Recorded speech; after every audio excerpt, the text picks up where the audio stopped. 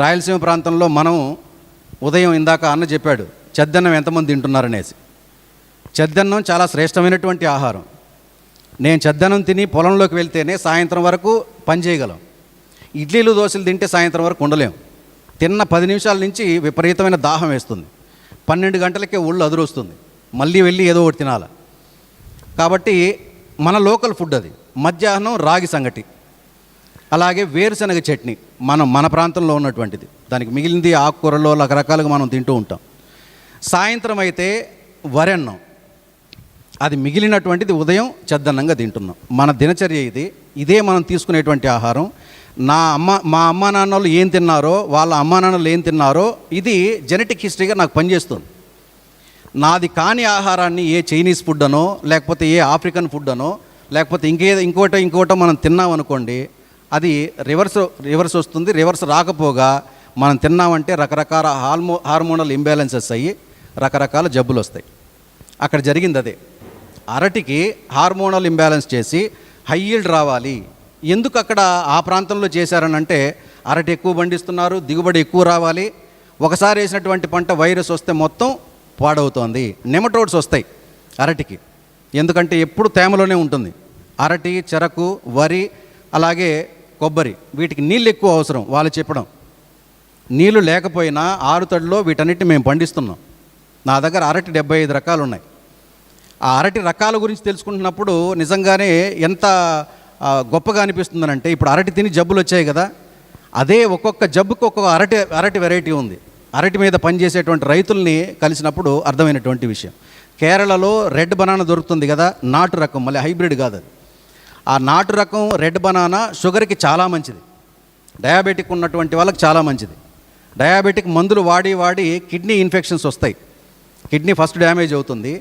Kidney damage అవుతుందని చెప్పి మొట్టమొదటి సూచిక ఏంటంటే, మనకు అరికాలు మిడిం అంటారు, మనం ఈ పాదం, ఇది నొప్పేస్తుంది. పడుకొని మనం రాత్రి నిద్రపోయి నిద్ర లేవంగానే ఉదయం కొంతమందికి అడుగు కాలు కింద పెట్టిన కాదు, అరికాలు మంటలు వస్తాయి. అలాగే ఆ మిడిం దగ్గర నొప్పేస్తుంది. కిడ్నీ మనకు కొంత డ్యామేజ్ అవుతుందనేటువంటి దానికి సూచిక. అలాగే లేచిన వెంటనే స్ట్రైట్గా నిలబడలేము, కాస్త వంకుంటాం, బ్యాక్ పెయిన్ స్టార్ట్ అవుతుంది.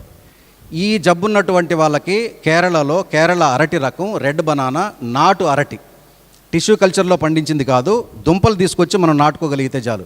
ఒక ఇంటి దగ్గర ఒక అరటి చెట్టు ఉంటే చాలు. అంత ఆరోగ్యానికి శ్రేష్టం అది. అలాగే బీజకేల, మీ కిడ్నీ ఇన్ఫెక్షన్స్ ఎక్కువైనాయి, లేకపోతే డయాలసిస్ చేస్తున్నారనంటే, అరటిలో బీజకేల అని ఉంటుంది.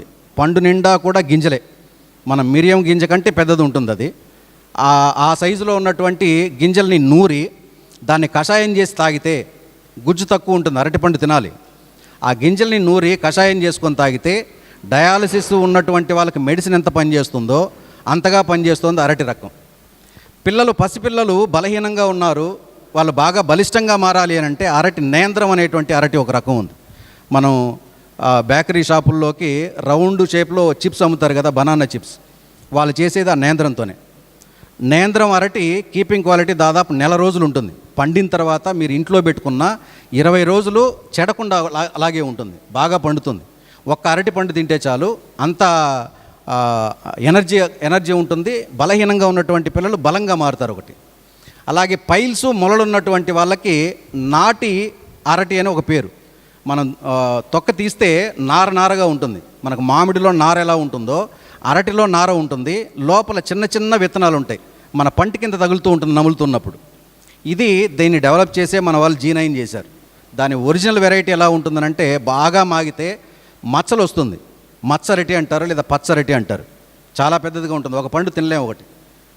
అలాంటివి తింటే పైల్స్, మొలలు, జబ్బులు నయం అవుతున్నాయి. ఇలా జబ్బును నివారించుకోవడానికి మన పూర్వీకులు అరటి రకాలు ఇస్తే, ఇప్పుడున్నటువంటి విజ్ఞానం పెరిగిపోయి మానవీయ కోణాల్లో ఆలోచించకుండా ఒక జన్యు మార్పిడి చేసినటువంటి అరటి రకాలు ఇచ్చేస్తే, దానివల్ల జబ్బులు వస్తే దానికి ఎవరు బాధ్యత వహించాలంటే ఎవరు లేరు. పోనీ దానికి ఏమైనా ప్రయోగాలు చేసి వాళ్ళు ఒకవేళ అది నిరూపితమైంది, ఎలాంటి హెల్త్ ఇష్యూస్ లేవు అని చెప్పి ఆ తర్వాత కదా మార్కెట్లో రిలీజ్ చేయాలని అంటే చేయడం లేదు. ఇది ఏమవుతుందనంటే, చెప్పడానికి కూడా బాధేసేటువంటి విషయం, రైతులం ప్రయోగశాలలో ఎలుకల కంటే హీనమా మనం, మన మీద ప్రయోగం చేయడానికి. ఒక అరటి రకం డెవలప్ చేశారు, ఇచ్చేశారు రైతులకి. 100 ఎకరాలు వేశారు. దాన్ని తిన్న వాళ్ళు ఏం కావాలి, పండించుకున్నటువంటి వాళ్ళు ఏం కావాలి, ఆ భూమి ఏం కావాలి, వీటి గురించి ఆలోచన లేదు. ఇవన్నీ నష్టాన్ని కలిగించేటువంటి వ్యవసాయ విధానాలు.